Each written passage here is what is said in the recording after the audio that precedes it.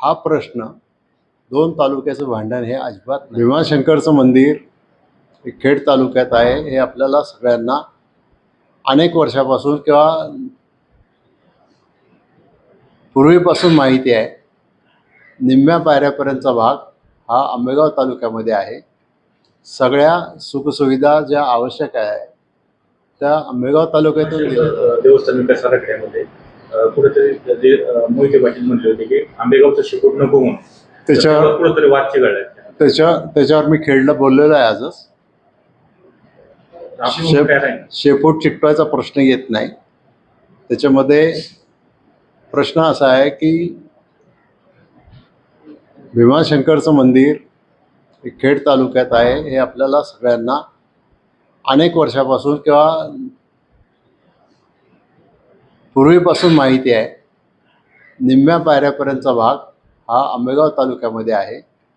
सगळ्या सुखसुविधा ज्या आवश्यक आहे त्या आंबेगाव तालुक्यातून दिल्या जातात. आरोग्य सुविधा, पाणी, परत ST किंवा जे काही लागेल या सगळ्या सुविधा दिल्या जातात.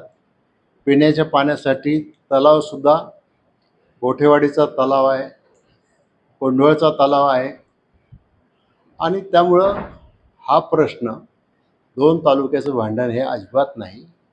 प्रश्न काय होता की फक्त बाबाजी काळे, खेडचे विद्यमान आमदार श्री बाबाजी काळे यांनी एक अशी भूमिका मांडली मीटिंगमध्ये. ते VCवर होते की व प्रत्येक ठिकाणी आंबेगावचं नाव असतं, आमचं खेडचं पण नाव असू द्या.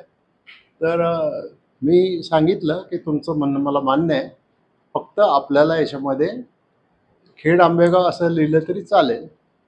तर त्याच्यामध्ये वावगं असं काही नाही.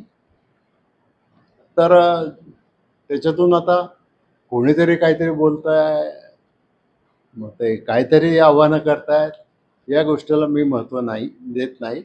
मी विकासाचं काम करणारा माणूस आहे आणि म्हणून त्याच्यासाठी तो प्रश्न फक्त त्या आराखड्याला नाव देण्याबद्दलचा होता.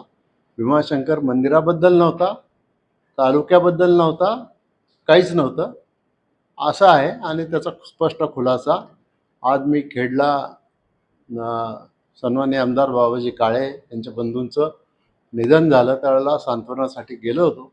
तिथे काही पत्रकार मित्रांनी हा प्रश्न विचारले. मी त्यांना हे सगळं समजावून सांगितलेलं आहे. खेडच्या राजकारणामध्ये माजी आणि आजी आमदारांच्या राजकारणाचे एक आरोप प्रत्यारोपामध्ये कुठेतरी देवस्थानचं नाव बदनाम होते का तालुक्याचं आपल्या आंबेगाव तालुक्याचं नाव बदनाम होते? काय होत नाही.